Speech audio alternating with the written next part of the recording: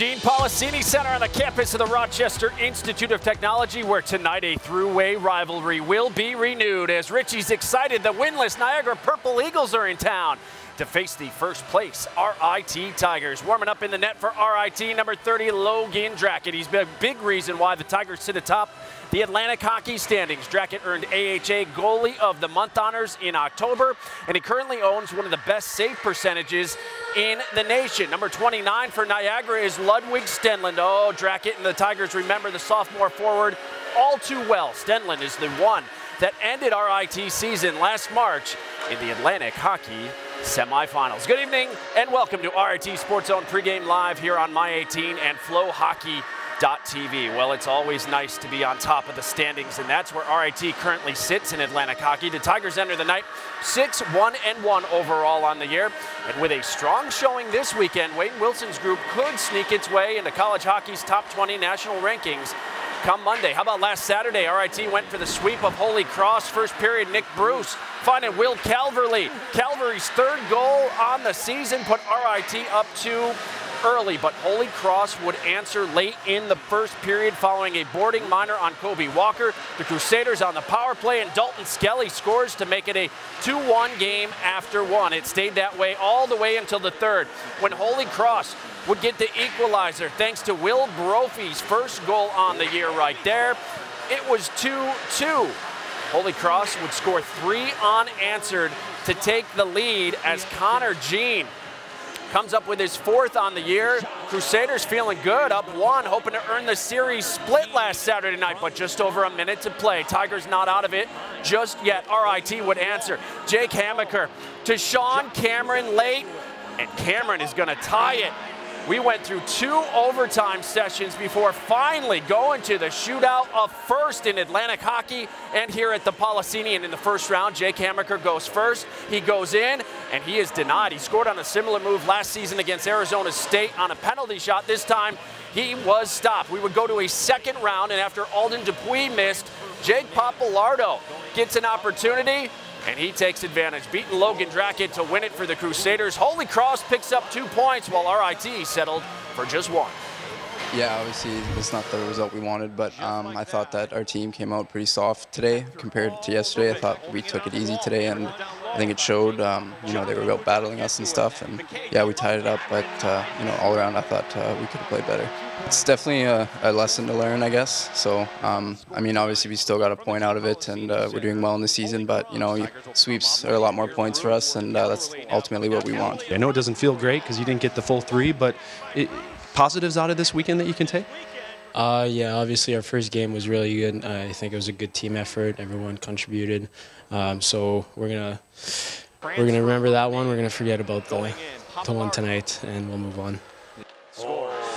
Yeah, the Tigers not happy despite picking up 4 out of a possible 6 points last weekend. Holy Cross won the shootout, but the game technically ended in a 3-3 tie. Sean Cameron scored his team-leading 5th goal on the season for the Tigers. Holy Cross went 1 for 4 on the man advantage, while RIT went 0 for 6. The Tigers' power play has struggled in the last 4 games, scoring just once in its last 17 opportunities. Joined now by the head coach of the RIT Tigers, Wayne Wilson. And Coach, let's start with the power play. 1 for your last 17. Is it a lack of execution from your standpoint right now, or does that unit feel they're getting chances and they're just not going in?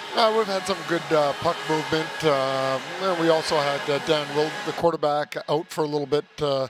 It wasn't playing a regular shift last weekend, so that was maybe a little bit of a contributing factor. But we are getting our chances, and we just got to bury them. And I think if we stick with it, good things will happen. And power plays and penalty killings can often be streaky. And when you're riding a good streak, you got to score as many as you can, because you know there's going to be some dry times too. Yeah, you picked up 4 out of 6 points last weekend. Being around this team after last Saturday's game, I got the sense that wasn't good enough for them. Even in November, do you get the sense being around this group every day, they have a chip on their shoulder and have something to prove this season? Well, I think it's great to have, but you got to just be careful that, you know, it is a long year. There's a lot of very good opponents, and Holy Cross is one of them, and you're not going to get all the points. You've got to be hungry to really approach it and maybe learn some things off of the games that you don't get the 3 total points. But I still thought overall, when I reflect back, getting 4 out of 6 was a very good weekend for us. Yeah, your balanced attack this season has been a bright spot for you. Is it unusual or just a pleasant surprise for you guys to have guys that haven't played together for a long time gel so quickly in the year? Well, you're always hopeful. You believe in the freshmen that you bring in, and you believe that everyone that's returning is going to be a little bit better than last year, and it doesn't always go that way. But right now, we're happy with the way the whole team is playing, and I don't think we have that one player that you can go to and really rely on for big numbers, but I think we've got a lot of players that we can rely on and to contribute, and we're getting that right now, so that's a good feeling to have right now. Yeah, Niagara here tonight, a team that has struggled early, but the schedule hasn't done them any favors. This is still a dangerous team that almost won the conference tournament last year, isn't it? Well, really a team that's almost intact from last year, so they've got all their key components, and Delmas and goaltending and Stenlin up front and a bunch of others as well. So they knocked us out last year, so we know they're a very good team, and we've got our hands full. And they're a desperate team right now, just because of the way the season's gone for them. But they've played, they just came back from Denver, the #1 team ranked in the country, and they played 2 really good games, I thought, against them. And so they're a team that we've got to be ready for, and we know that, and they'll be hungry, and it should be a great game against 2 really good hockey teams. Well, Coach, we appreciate your time as always. Best of luck tonight, and we'll see you on the postgame. Thank you. All right, Coach. Wayne Wilson of the RIT Tigers. Well, the Tigers remain on top of the Atlantic hockey standings as we take a look thanks to Holy Cross's victory over Sacred Heart last night in Connecticut. RIT has earned 10 of a possible 12 points and leads Robert Morris and Sacred Heart by just a point. AIC and Army are just 4 points back, while Niagara sits in 11th place after starting the league play 0-2. In fact, the Purple Eagles 0-6 overall so far this season, so we'll see how they do here tonight as we take a look at the out-of-town scoreboard for Atlantic hockey here tonight. In addition to RIT and Niagara, there are 3 other games tonight in Atlantic hockey. Holy Cross goes for the sweep of Sacred Heart at 7:05. Canisius will play its very first conference game finally tonight when they host Robert Morris at the Harbor Center, while Air Force, after finally picking up his first win on the year last weekend at Sacred Heart, they host Bentley out in Colorado Springs. Face-off in that one comes up at 9:05. Our John DeTulio is downstairs for the preview with the Niagara Purple Eagles. He is joined by the head coach of the Niagara Purple Eagles, Jason Lammers. John? Hi, Kevin. Thanks so much. Jason, your record's a little misleading. I know you're winless, but you've played some pretty good competitions. What do you like about your team through the first 6 games? How would you assess your team through the first 6 games? We love our guys. We think we're going to be fine in the end. This is a one-bid league, and what matters is the end of the year, just like last year. So we're good. We're just going to play hard and work to outcompete teams. This game is always tough with RIT. Last March, you knocked them out of the Atlantic Hockey semifinals. What do you expect tonight here at the Gene Paul City Center? Yeah, well, I have the utmost respect for the organization and the coaching staff. I think they do a great job here. So this is going to be a hard-nosed game, and we're excited to be a part of it. What do you want to see from your young goalie tonight against the Tigers? I just want to see him be him. He's a really good player. He's carried us a lot in games, and I think you'll be real impressed with him tonight.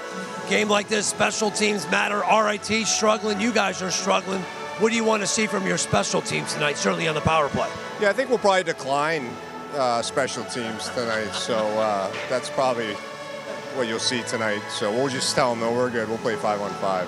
Do you like are you getting opportunities or just not executing? What's been the big problem? Posts, we've hit the post a lot and it's gone wide or gone out. If it hits the post and go in, it's different. There's probably 6 of those, so we could be real good right now, but we're not. And it's just life cycle of a season. I like that, though. Just decline the penalty. I like that, Coach. Good talking to you, Jason. That's Jason Lammers, head coach of Niagara. Kevin, back to you. It'd be great if you could do that sometimes. Thanks, John. We'll check back with you in just a bit. Well, still to come on Pregame Live, we'll flash back to one of the best finishes we've seen in this rivalry. Plus, it's a whole new world in Atlantic hockey this season. After 65 minutes of play, we'll break down the league's new overtime rules as we look back on last Saturday night's historic finish between the Tigers and Holy Cross. But first, You are looking live at number 2, Adam Brubaker, the senior defenseman who leads one of the most experienced blue lines in the nation, will join us live next as our coverage of RIT hockey rolls on from the Gene Policini Center. It's Tigers and Purple Eagles tonight at 7:05. This is RIT Sports Zone Pregame Live.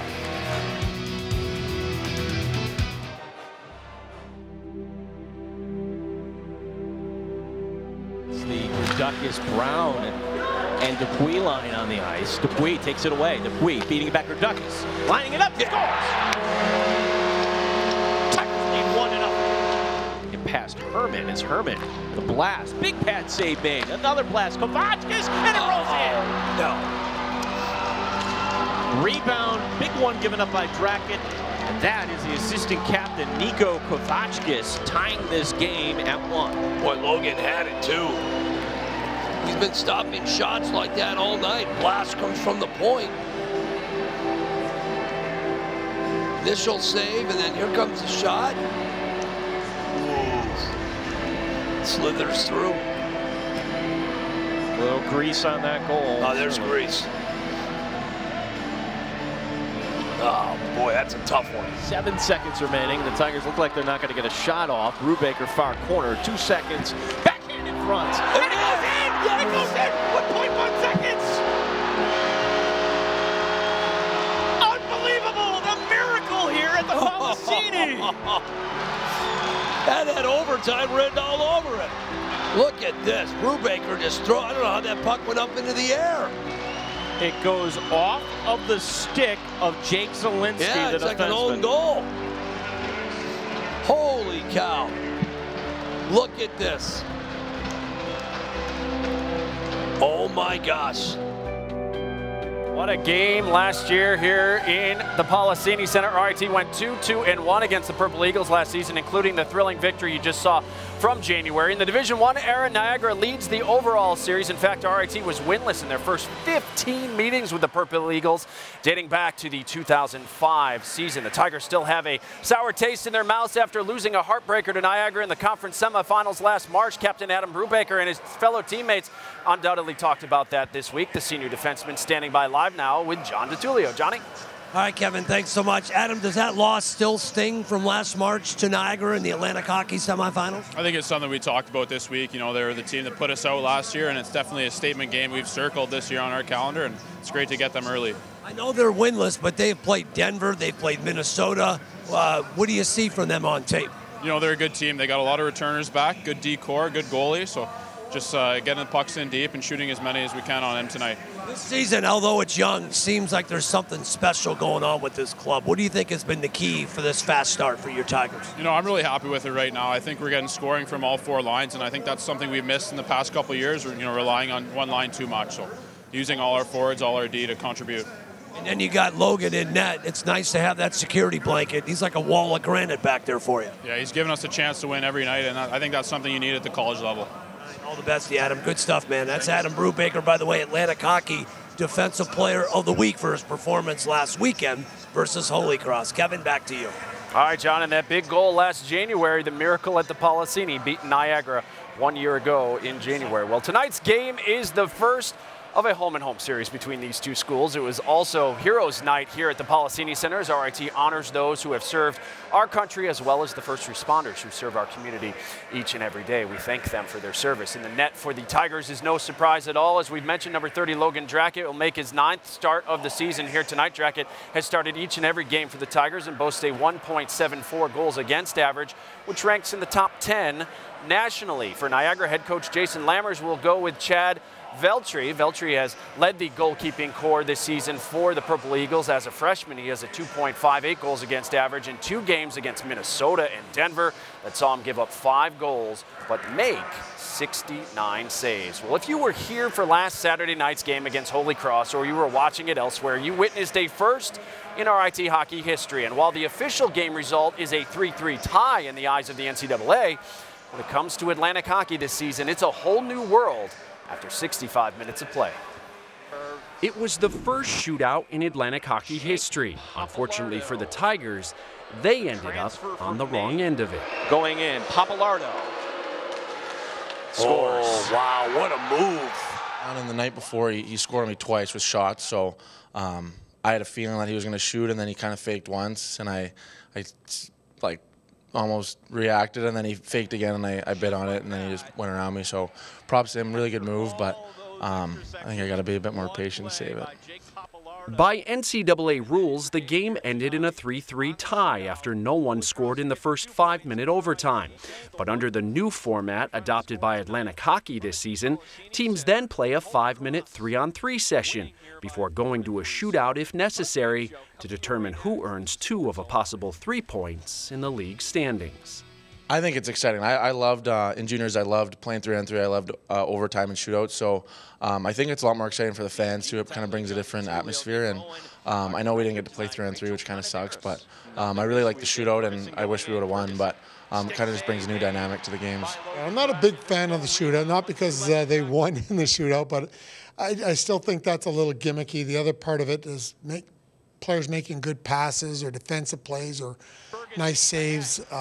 So I like that part of it. And after the game, I mean, we were disappointed that we didn't get 6 points on the weekend and so on. But, you know, if it was the old point system, you're saying, hey, we took 3 out of 4, that's a pretty good weekend. Well, same thing with taking 4 out of 6, I think, is still a very strong weekend. The Tigers are practicing 3-on-3 situations regularly, and their top scorers are wisely expanding their repertoire in hopes of winning the next shootout. Oh, he's denied. Wow, that's a great save by Radomski.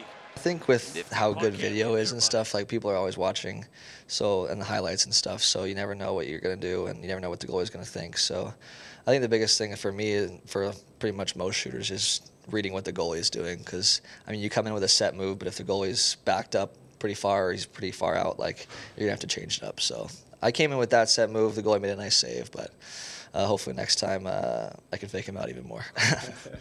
The new format has positives and negatives, and while some Tigers would like to make small tweaks, Wayne Wilson has a different idea.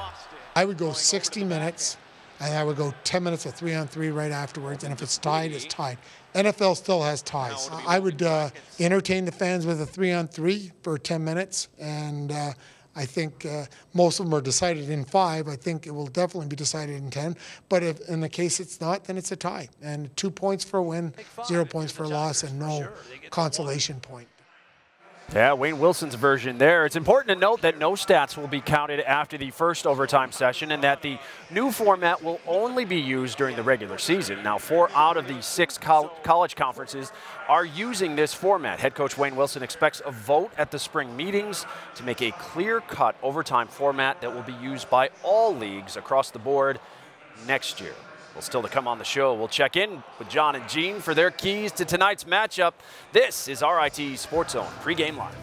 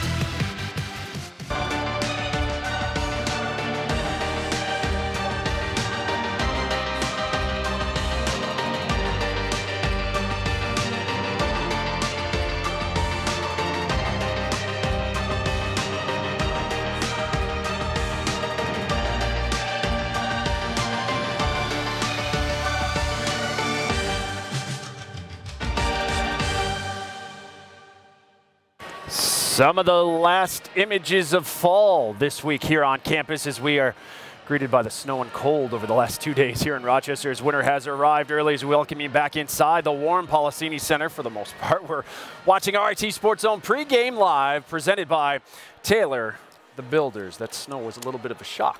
Got to watch the forecast a little closer. Well, RIT is in the midst of playing 5 of 6 games here at the Policini Center, where tonight they renew their rivalry with a Niagara team that has been a thorn in the Tigers' side throughout the years. As we welcome in John and Gene, and guys, everyone knows this rivalry, or in any rivalry for that matter, throw out the records. They mean nothing at this point. Oh, I mean, even go back to the 1 year, John. Thank you. Good evening to you, Kevin. Where Niagara was dead last in the conference. They came here and won. I mean, yeah, we want to talk about remembering that year. Tiger fans remember a few years ago. That's a painful memory for us, for the team, for the fan base.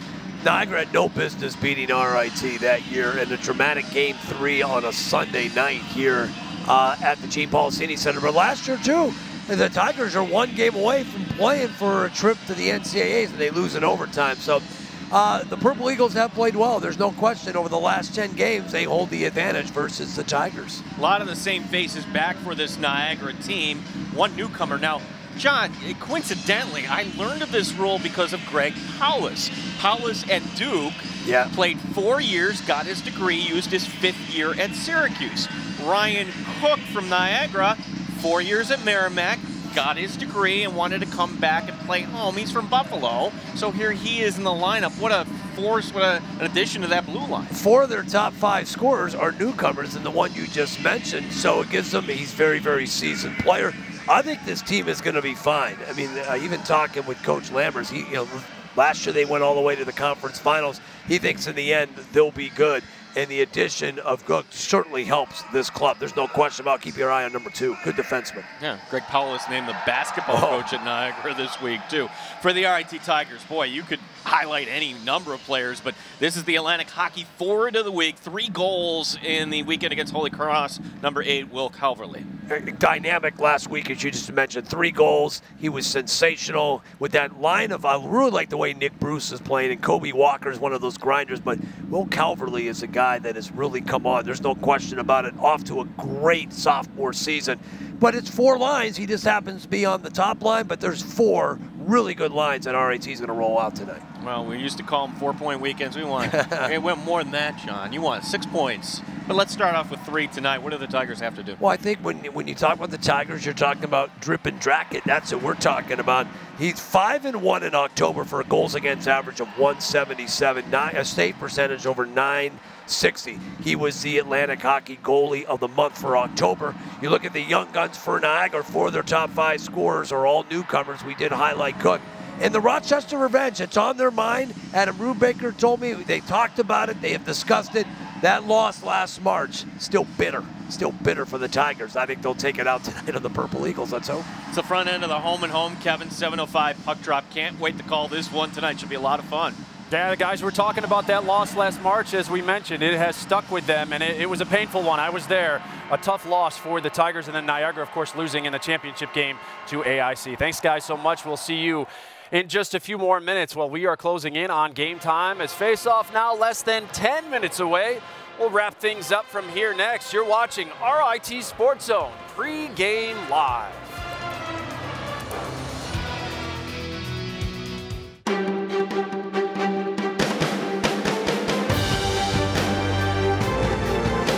Out front, Calgary scores! If you haven't made it out to the Policini Center for a game, what are you waiting for? Great family fun awaits for you.